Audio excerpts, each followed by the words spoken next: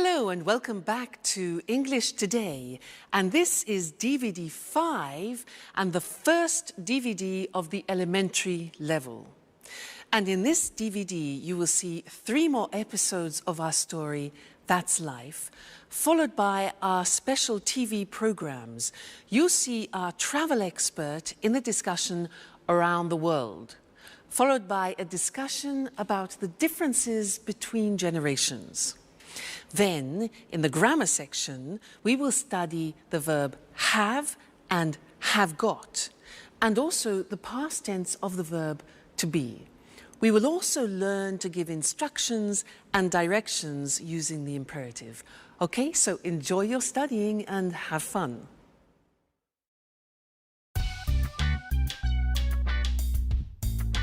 Good morning, Alice. Wake up! Good morning, Jack. Please give me a cup of coffee. Bring me back to life. I'm still asleep. Here you are. So, what are you doing today? Well, first I'm taking a shower. And after that, I have my daily appointment with Ask the Stars. Ask what? Don't you know it? Sorry, no. It's the horoscope I listen to every morning on the radio. It's fantastic. I can't start my day without it. How can I go out in the morning without the advice of Ask the Stars? Please, Jack, this is not a joke. Our entire life is driven by planets. By the way, what are you doing today? Well, I'm going to work, just like every day. And today is Tuesday, isn't it? I have to go to the karate gym. Wow. Are you doing anything this evening? No, I don't have anything planned. Well, Sharon, Anne and I are going to the cinema. Maybe Peter is coming too. Would you like to come? That sounds great. Which film? We're seeing Interview with the Vampire. Not that film, guys. I hate horror films. Why don't we go to see the latest Julia Roberts film? Oh, please. We don't need more romance. We already have our love story in the apartment next to us. With Peter and Sharon, I mean. Okay, you are right. Let's go to see Interview with the Vampire then. Well, I think I prefer to stay at home. Now I've got to go to work. See you later. Is everything okay, Jack? Yes. Why? It's late, that's all. Bye. Bye.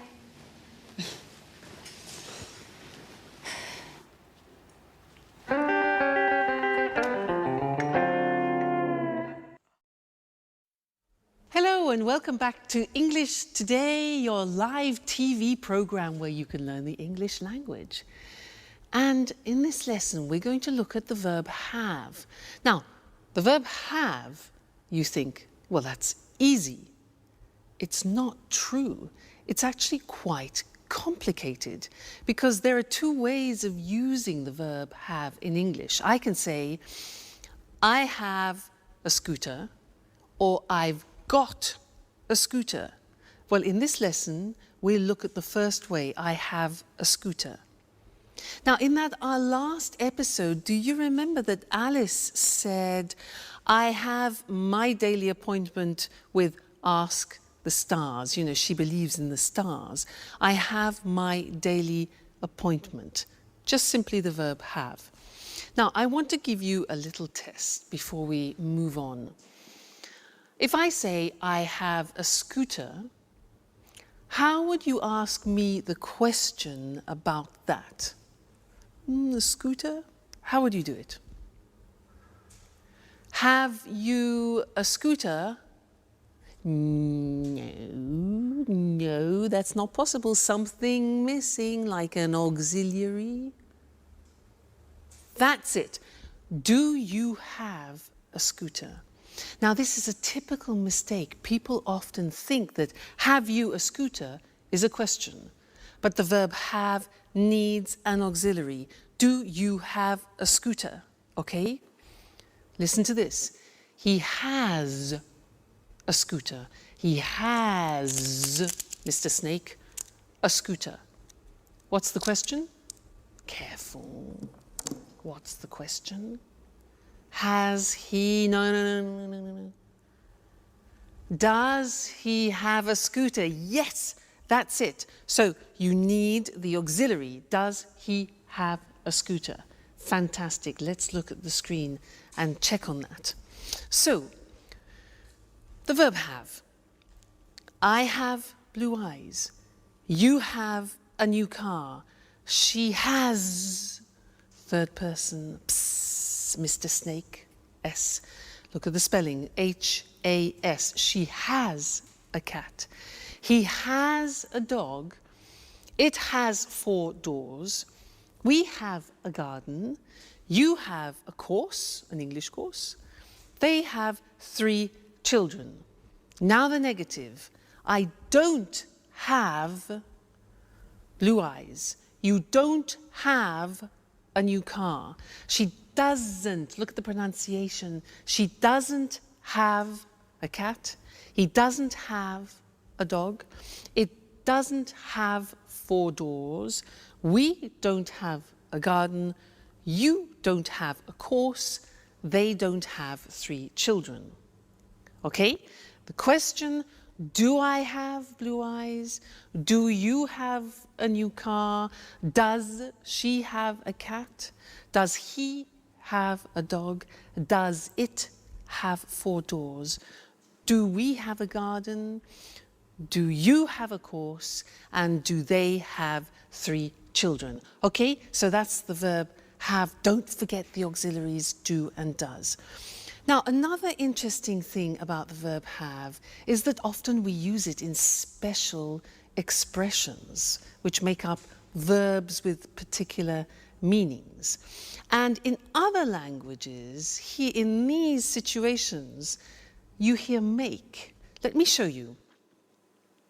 We say to have breakfast, breakfast in the morning, to have lunch, 1 o'clock, and to have supper. So to have breakfast, to have lunch, to have dinner. Now dinner is what time? Dinner and supper, what's the difference? Dinner at 8 o'clock in the evening. Supper is something we have at about 10:30 or 11 o'clock at night. All right? So we use the verb have for these. We don't say to have a breakfast, but to have breakfast, have lunch, have dinner, have supper. Other things, we say to have a cigarette. We say to have a cup of coffee, to have a drink of any sort. We also say to have a shower in the morning, to have a shower. In other languages, they use make a shower or make a bath, for example. But in English, we say to have a shower, to have a bath in the bathroom. We also say to have a rest. We say to have a party. Did you have a good party? We say to have fun, which means to have a good time, okay? So these are very common expressions which we always use with the verb have. Have breakfast, have lunch, have dinner. Okay. Now, when we go back and listen to our friends, they will introduce the other form, have got, and then afterwards I'll tell you all about it. All right? So see you then. Bye. Fly me to the moon. Let me. Have you got a moment, Peter? I've got a problem with my computer. I don't know very much about computers. And I'm going out. They're waiting for me at the theater. Always busy, huh? Okay, Sharon, take it easy. Shall we have a look? Thanks, Peter. You've got a big heart.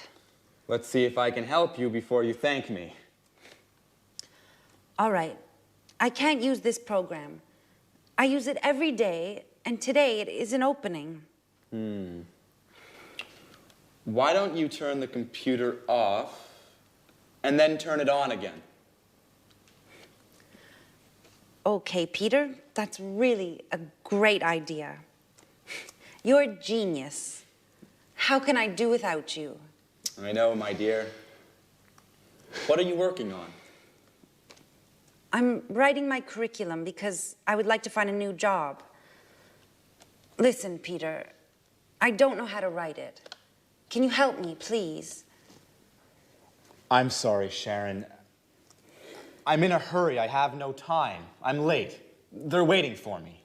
Very kind, as usual. Listen, Peter, Anne, Alice, and I are going to the cinema this evening. Would you like to come? I'd like to, but I can't. I have to... Go to the theater. Yes, I know. You always have something else to do. Oh, come on, Sharon. What's the problem? Maybe you're jealous of my career. Oh, Peter, I'm just tired of always coming second.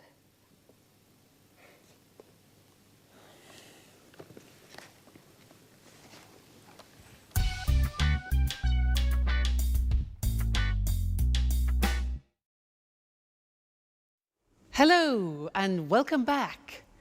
How are you all? Did you notice that Sharon is tired of coming second? Well, I understand her. If you live with a musician, you need to be very patient. Now, Sharon said in that last episode, she said, "Have you got a moment?" Then she said, "I've got a problem with my new laptop." Have got. And this is what I want to study with you now. The second use of have got. Now, in order for you to understand it better, let's do something in a typical context where we would use have got. Let me tell you about my present situation. I'm in a flat, but I have to leave the flat and find another one. And I saw an advertisement in the newspaper for a flat which looks quite interesting. So I want to call the owner of the flat and ask him some questions, all right? So listen to what I say, all right? Now, his name is Mr. James. 4, 6, 5, 6, 7, 8, 9, 7. I hope he's in.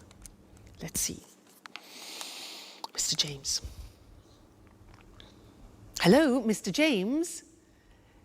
Yes, hello. My name is Louise Evans, and I saw your advertisement in the newspaper for a flat, and I wondered if I could ask you some questions. Great, okay. How many rooms has it got? Yes, okay, so 2 bedrooms, good. A living room, a kitchen, bathroom, and toilet. Very good, fine. Has it got a garage? No, okay, so I have to park my car in the street. Okay, fine. And a garden, does it have a garden? No, okay, a small balcony on the 2nd floor. Good, fine. And has it got central heating? Central heat, yeah. And kitchen electricity, oh, well, okay, an electric kitchen is fine, why not? Another thing is air conditioning. It gets very hot in England in the summer now. No, all right. Does it have easy access to public transport? Oh, good, so there's a tube nearby. Fantastic, good. Another thing is, has it got big windows? Because I love a lot of light. Small windows. All right. Has it got any views? The road and the neighbour's garden. Okay. And one more important thing. How much does it cost a month? £1,250. Right. Okay, thank you very much. Yes, yes, I'll think about that and I'll call you back. Okay, fine, thank you very much. Thank you. Goodbye. Bye, bye. £1,250? Oh my God. That's a lot of money for a flat. I can't afford that. It's impossible. Now, did you notice that I used has it got a lot as a construction? Has got, have got. That's what I want to talk about. Now, this construction have got was introduced into the English language to describe possession, in fact. But now we use it in different situations, not only possession. So the Americans, in fact, use the verb have more than have got. In British English, we use have got a lot. All right, now let's have a look at the construction. So in the positive form, I have got gets contracted to I've got. I've got some money. You have got becomes you've got. You've got a scooter. She's got, she has, she's. Looks like the verb to be, but it is in fact has. She's got long hair. He's got a shop. It's got a balcony. We've got a house. You've got some CDs and they've got some plants, all right? So that's the positive.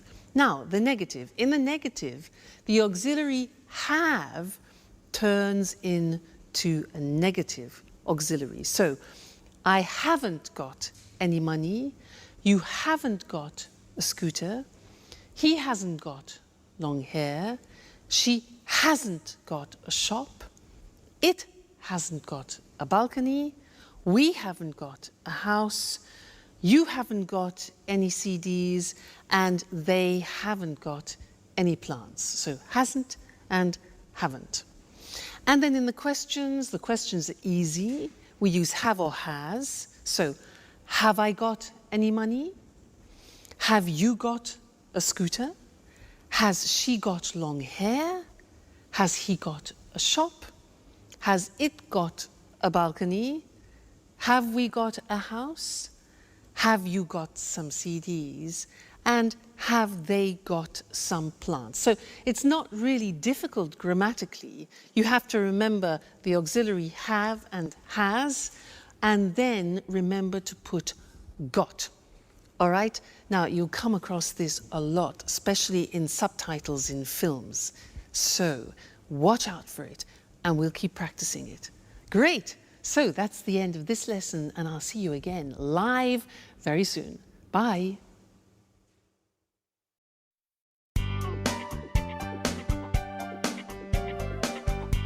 Hey, Anne. Housework, eh? Yeah, at last. Can I ask you a question? Sure. Oh, how are you and Peter? We're fine, thanks. Listen, I want to go to that bookshop. Do you remember? Oh, yes. The one with lots of photography books. Yeah. And thriller books. Yeah. And with the red coffee tables and flowers on the windows. Yeah. And where you can sit down and drink a delicious hot chocolate. Yes, Anne. That's the one. The London Reader. It's a great place. Yes. How do I get there? Is it far? You can walk from here. It's about 10 minutes away. Great. Oh, okay. Let's see. Go out the front door and turn left. Easy enough. Go straight ahead, past the traffic lights. Right. Straight ahead, past the traffic lights. Turn right into June Lane. June Lane. Then follow June Lane to the end of the street and turn right into May Avenue. Just a moment. Turn left on May Avenue. No. Turn right into May Avenue, and the bookshop is Hi, Sharon. What are you girls talking about? I'm giving Sharon directions for the London Reader. So, turn right into May Avenue, and the bookshop is the second shop on the left, next to the butcher's. No, Anne. Sharon, the bookshop is on the right, past the museum and between a chemist and a bank. No, no, Jack. You are wrong. The bookshop is... Okay, guys, be quiet. Don't worry. I've got my map. Sharon, I can come with you, if you don't mind. Great. That's very kind of you, Jack. Jack, housework? Do you remember?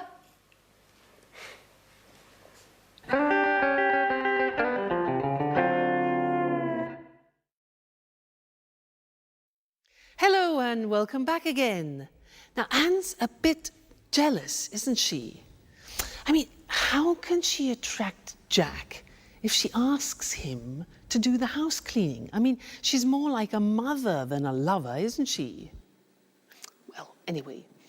Now, she gave some directions to Sharon because Sharon wants to go to the bookshop. And actually, Mr. Monkey wants to go to the same bookshop. So I want to test those directions to see if they work. Let's imagine this is the bookshop, okay?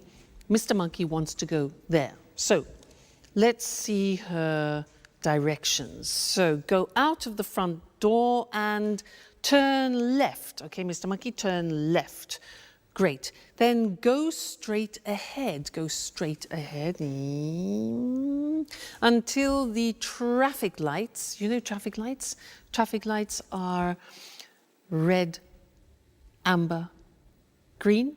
Okay, traffic lights. And at the traffic lights, turn right, like that, into June Street. Okay, follow to the end of the street. Then turn right again. Okay, and go down May Avenue. This must be May Avenue. And the bookshop is the second on the left. 1, 2. Here's the bookshop. They work. Now, I was using the language of directions. So I want to go to the screen now and show you that language, the language we use for giving directions to people. All right? Now, we usually use the imperative form. What is the imperative? The imperative is just the infinitive form of the verb. So you can say, take the first left or the first right. Take, okay, that is just an infinitive. Take the first right or the first left. You could say, take a bus to. Take a train to, take the subway. Now, in America, they say subway, and in Britain, we say tube. Take the tube to. Okay? Another example, turn left, turn right. So turn is the verb, turn left, turn right. Okay? Another possibility is go straight on, which is an expression we use in Britain, or go straight ahead, which is an expression that they use in America. But we use both, straight on, straight ahead, all right? Then we can say go past the shop or go along the street, a road, or an avenue. Again, we use go, it's the infinitive, and it's the imperative form, all right? Another example, at the end, we can say the position. It's next to, it's near to, it's opposite, it's between, it's on the left, it's on the right. You remember the prepositions that we did at the beginning? Well, that's to indicate the actual spot. Great, so that's giving directions using the imperative form. Now, let's go back to our friends in That's Life and listen to Jack, who is giving Alice instructions about using the internet. And listen to the imperatives that he uses, and I'll see you later, all right? Bye for now.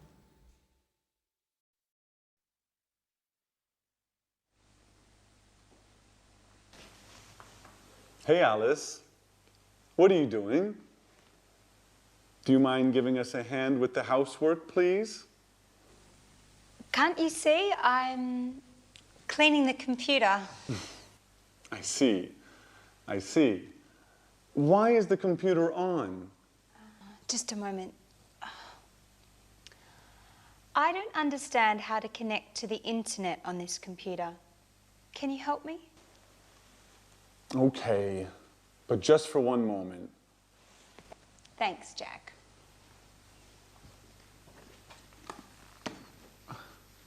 Okay, click on that icon. What's an icon? That symbol on the screen. Do you mean this picture of a telephone? Yes, click on that. Right. Now what? Enter your username and password Okay. and click on that button there. Click on the button. And now you're connecting to the internet. Hey, that's easy. It's very easy, Alice. You are hopeless with computers. And with housework, too. Come on, Alice. It's time to clean up this mess now. Hello again. Did you notice how Jack was giving Alice instructions to go on the internet? Well, I want to give you some instructions to do something at home. Now, in order to do that, you need one of these. What's this? Huh? A what? It's a napkin. A napkin. So, take a napkin, all right? Put it down, open it up like this. Okay, so we have an open napkin. Anyway, now, take the bottom of the napkin and fold it over a little bit, like that, okay? Then fold it again, like that. Then fold it again, and again, and again, until you reach halfway, and press it down like that. Press it down. All right, now, take the whole napkin, lift it up, and put it in this position. You turn it over, okay? Press that down. Now, take the bottom of the napkin and fold it in half over like this. Again, press it down well. Now, take this part of the napkin here on the right and fold it right down along the folds on the left. Press down. Then take all of it up like this and fold this bit over so you create a support like that. Then turn it around and bing! There you have something nice to decorate your table with. A romantic dinner, for example. All right? So I gave you instructions in order to do that. And we're going to look at that on the screen because I used imperatives to give you the instructions as I used for giving directions. All right? So let's see. Let's use some other examples related to the computer and the internet. Plug in the computer. Now you notice we use plug, which is the infinitive form, and we use it for both you, singular, and you, plural. So, plug in the computer, ding, switch it on, connect it to the internet, and bling, click on the internet icon. All right, so imperatives, they're all infinitive verbs. Now, the negative, if you want to use the negative of the imperative, we say do not, which is contracted as always in English, and we say don't click too many times, or don't press the exit button or don't overload the desktop. Okay, so this is the negative imperative form. Very interesting, that. And don't forget to be here for your next lesson. All right? See you then. Bye.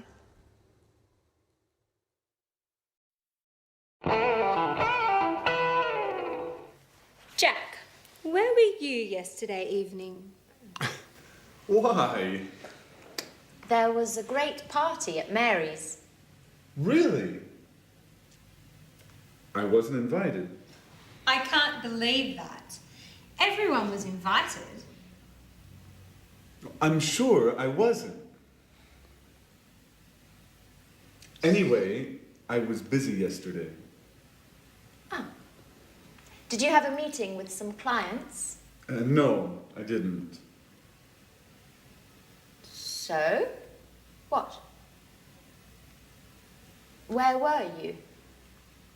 I was with Robert at the Red Lion pub. That's impossible. Robert was at the party. Oops. I always get them mixed up. I was with Charles. Charles was at the party too. Come on, Jack. Who were you with? You are too curious, Alice.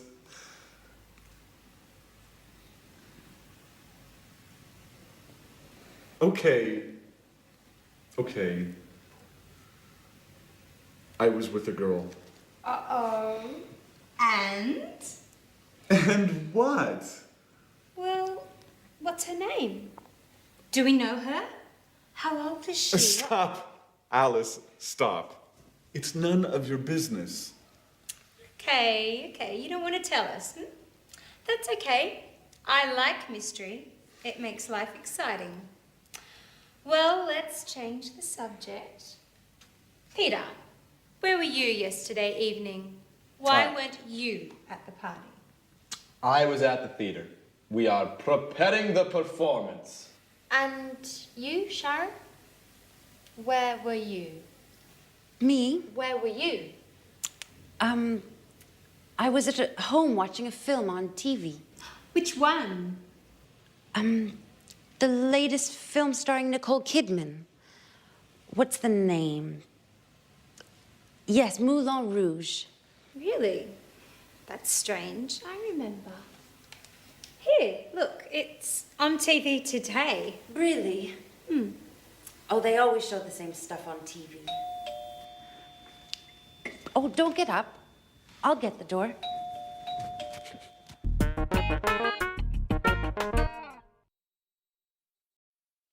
Hello again, everyone. Well done, Sharon. That was a bit embarrassing, wasn't it? Now, where were you last night? Well, I wasn't at a party. I wasn't in a pub like Jack. I wasn't at the theatre. I was at my first samba lesson, and it was great. Fantastic. You know, the music was really fantastic, really loud and exciting. And there were 30 people there. It was difficult to see the teachers. You can imagine, 2 teachers, 30 people. Excuse me. Anyway, as usual, there were too many women and not enough men, and that's typical. But the teachers were fantastic. They were really, really professional. One was Brazilian and the other was from Argentina. Yeah, Argentina. Great, really, really good. And in the first lesson, it was easy because we did some, basic steps. But it was really, really enjoyable. And I can't wait for the next lesson because that was so exciting. Can you samba? I bet you can. Now, in most of those sentences, I was using the verb to be in the past, and that's what I want to look at with you now. Let's look at the screen. To be in the past, when we talk about something specific in the past. Let's look at the form. I was in New York last year. You were, see how it changes? You were at the party last night. He was at a meeting on Tuesday.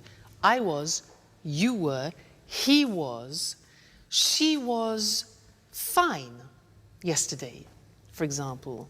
It was beautiful. We were at school on Monday. You were happy, and they were in London 2 weeks ago. So you see, I was, you were, he, she, it was, we were, you were, they were. Be careful about that. It's easy to make a mistake. Now, what about the negative form? Well, was becomes wasn't. Listen to the pronunciation. Wasn't, wasn't, okay? So, I wasn't on time this morning. You weren't here yesterday. He wasn't at the party last night. She wasn't very happy. And it wasn't difficult, okay? We weren't at work on Saturday. You weren't on time for work. And they weren't on holiday last month. So wasn't and weren't. Question form, listen to these. Where was I yesterday?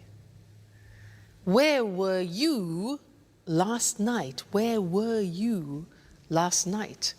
Where was he last week? Was she at work yesterday? Was it an easy test? When were we there? What time were you at school yesterday? And how often were they in class? So, the verb to be in the past tense, I was, you were, he, she, it was, we were, you were, they were. Very important. You can't live without that verb to be in the past. All right? Great. Well, we will continue with the past in the next lesson. So, see you then. Bye.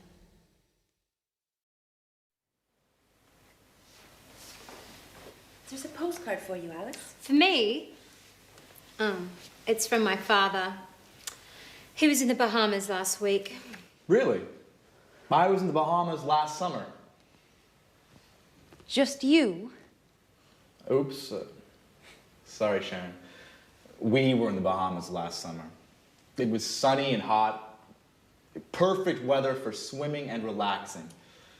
It was fantastic. Fantastic. Yeah, fantastic. I'm sure it was. I prefer holidays in the winter. It's too hot in the summer. I like going to the mountains and skiing. My last holiday was 2 years ago. 2 years ago? Yes, it was a long time ago. I need another holiday soon. Anyway, was your father on holiday in the Bahamas, Alice? No, he wasn't. He's working on a new play there. Oh, how fascinating it must be being a director. Fame, money, and a lot of traveling around the world. And no time for family. Just a few calls, postcards, and a lot of misunderstandings. Why don't you call him now? I don't think that's a good idea. Why? When was your last call? 3 weeks ago? That's a long time. Come on. Alice, call him. I'm sure he'll be happy to hear from you. Well, maybe you're right. Okay, I'll call him. Thanks, Jack. For your advice, I mean.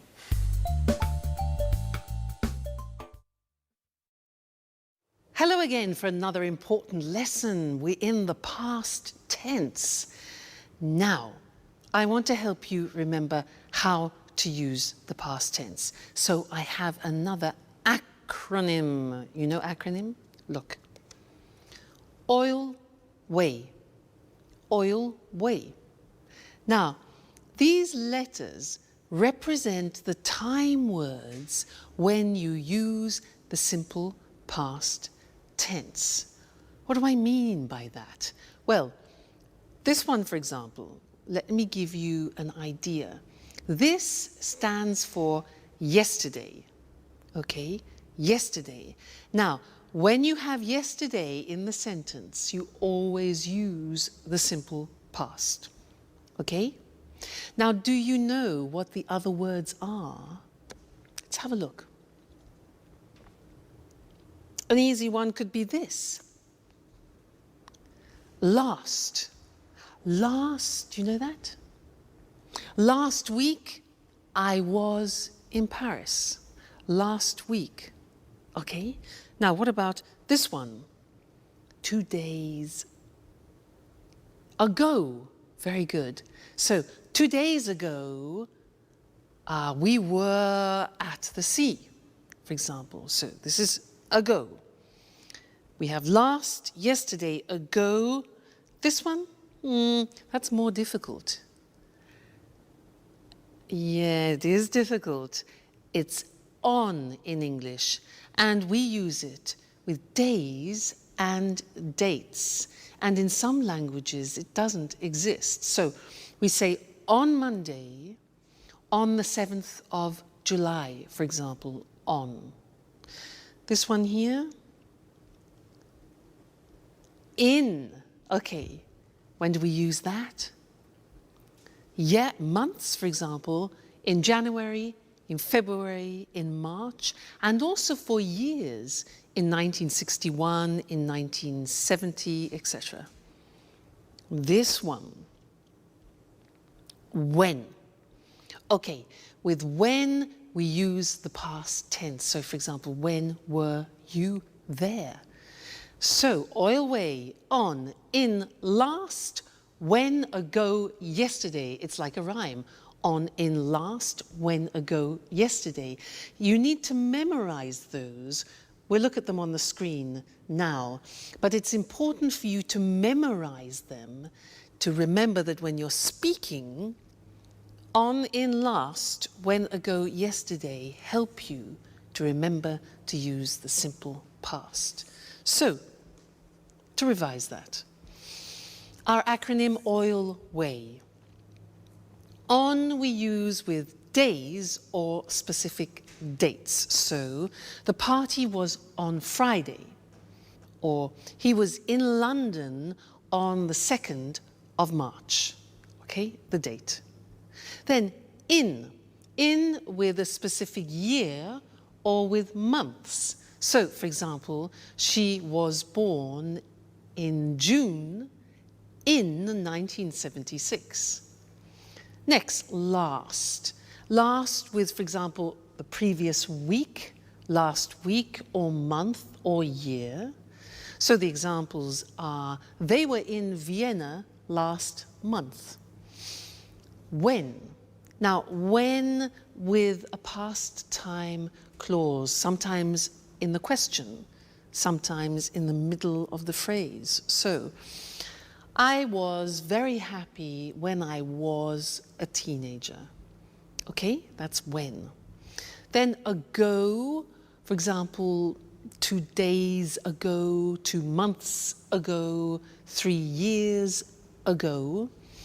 We were at the meeting 3 weeks ago, right? And then the last one, easy, yesterday with the previous day. So I was at the cinema yesterday.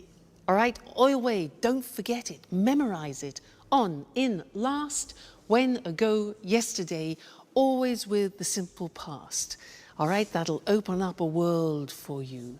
Great. We will still do more about the simple past. It's an important tense.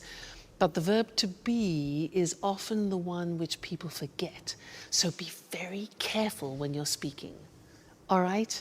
Great. Well, happy studying, and I'll see you again very soon. Bye. Good evening and welcome to this week's edition of the Travel Programme, the programme about everything to do with travelling and holidays. Here in the studio with me, as always, is Christine Oteng, our travel expert. Hello, Lucy. Well, summer's approaching and the summer holidays are too, so have you got any suggestions for the holidays? Well, let's see. Are you bored with your usual holiday? Are you tired of beaches or trips to the mountains? Would you like to say no to museums, city tours and shopping? Well, why don't you try something new and exciting? What exactly do you have in mind? How about a holiday hunting for ghosts in a castle in Great Britain? Hunting for ghosts in a castle. That's certainly a change from lying on a beach. It sounds exciting. It is exciting, something really different. Just right if you love adventure. But what do you have to do? Do you spend all the time looking for ghosts? No, not all the time. In some ways, it's like a normal holiday. In the morning, you have a traditional English breakfast, then you go for a walk or visit a local town. In other words, you do the things you always do when you visit a foreign country. But the fun starts in the evening. You have dinner, and then the ghost hunting starts. With the help of one or two ghost experts, you search through the haunted castle until late at night. Oh, it sounds frightening. It is frightening. There are strange sounds, doors and windows open and close by themselves. Yes, it's really frightening, but exciting too. Tell me, Lucy, do you believe in ghosts? Yes, I do, but I'm not very brave. I don't think I'd like to visit places like that, especially not at night. Are there any haunted castles in Great Britain? Oh, yes, there are, especially in Scotland. Many of the castles in Scotland have got ghosts. There are some fascinating ghost stories. There are lots of books about haunted castles. Why not read one before visiting Scotland? I see. A holiday spent looking for ghosts. A night in a haunted castle would certainly be a memorable experience. It certainly would. And if you want to see even more ghosts before you return home, try a ghost walk. In London, visit places in London famous for strange and unusual happenings. Christine, this is definitely an interesting idea for a holiday with a difference. Well, if you're curious about ghosts and you love adventure, this could be just the holiday for you. Thanks, Christine, for this unusual holiday idea. You're welcome. Goodbye. And goodbye to all travellers. See you again soon. Do you believe in ghosts?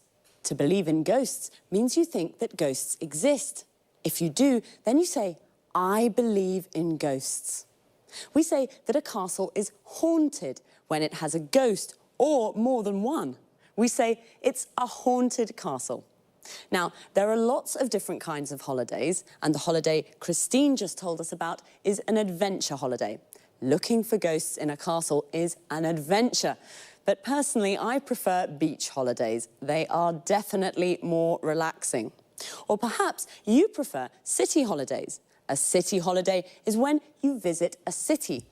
So let's look at some of the things you can do when you have a beach holiday. You lie on the beach in the sun and relax. This is called sunbathing. You go for a walk on the beach or go for a swim in the sea. Notice the expression go for. You can visit a local town. Local means that it's near the place where you are. What about when you have a city holiday? You can go on a city tour. A bus takes you on a tour round the tourist sites of the city. A tourist site is something that tourists want to see. For example, the Colosseum in Rome or Buckingham Palace in London. You can go for a walk around the city and visit the tourist sites. We call this sightseeing, and we say, go sightseeing.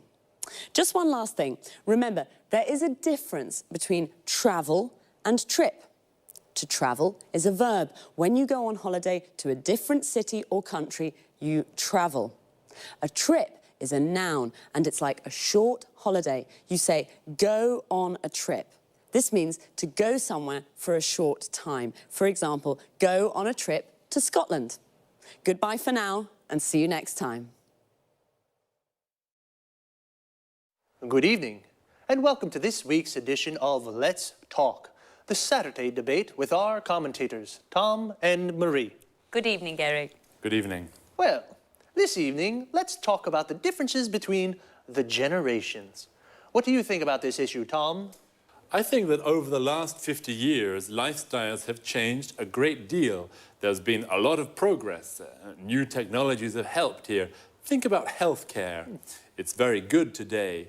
Television and internet tell people about the world and what's happening. So, lots of progress. Do you think life is easy today? Yes, I think it is. There are lots of opportunities for everyone. Let's take travel as an example. In the past, it was impossible to travel a lot. Today, we can fly to lots of cities in Europe, and it's very cheap. I'm sorry, I don't agree with you, Tom. I mean, it's true that lots of things are easy now, but there are also lots of things to worry about, and there's lots of stress. In the past, life was simple. It was all about the family and family values. Do you think that people today are confused about how to live life? That's exactly what I mean. Today, people marry when they're 30 or 35. When my grandmother was young, it was usual to marry young and start a family. Well, things are different today. I mean, women work now. 50 years ago, only a minority of women worked. I think this is very important for female emancipation. I agree with you, Eric. Today, women are fulfilled. They play an important role in society. Yes, but it's not easy for women. They have less time for the family, the children, and the housekeeping. I'm not sure that my grandmother would agree. Life was hard for her. There weren't any washing machines, or dishwashers, or vacuum cleaners. She was the washing machine, the dishwasher, and the vacuum cleaner. And after all that work, there was nothing to do. She stayed at home all the time. Today, people go out 3 or 4 times a week to the pub, to the cinema, or to the disco. My grandparents were always at home. Well, life is definitely different now. According to Tom, life was hard in the past. Now everything is easy. Marie doesn't agree. She thinks that life today is difficult and that people have lots of cares, worries, and stress. And what do you think? Well, it's time to say goodbye to our commentators. Goodbye. Goodbye. And we'll see you again soon on the next edition of Let's Talk. Okay, first of all, let's have a look at the expressions we use to discuss our different ideas and opinions. What do you think about this idea?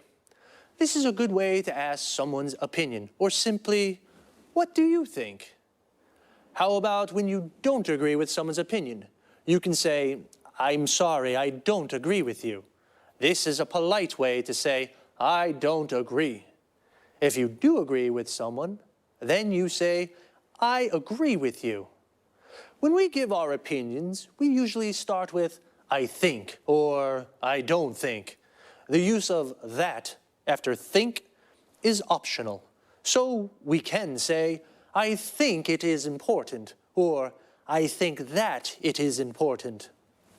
Another useful expression is, I mean, and when we use it to explain our ideas better. Let me give you an example. Things are different today. I mean, women work now. So I say things are different, and then with I mean, I explain how they are different. What about the vocabulary we use to talk about the things that have changed in the last 50 years? Let's take healthcare. It's the protection a country gives to its people like doctors, hospitals, and medicines. These are all parts of healthcare. Another important thing is female emancipation, the freedom of rights that women have. And some things that we have in our houses now, which make our lives easier, are the washing machine. This is the machine that washes our clothes. The dishwasher, the machine that cleans the dishes, plates, and glasses. And the vacuum cleaner, the machine that cleans the floor. Before I say goodbye, I just want to look at a little word that we use a lot. It's lot. And we use it to express quantity. We can say a lot or lots of, and it means a big amount. We use it with verbs. We say a lot, and it comes after the verb. For example, today people travel a lot. And when we use it with nouns, we usually say lots of, and it comes before the noun. For example, there's lots of stress today. Well, that's all for me. See you soon for another edition of Let's Talk.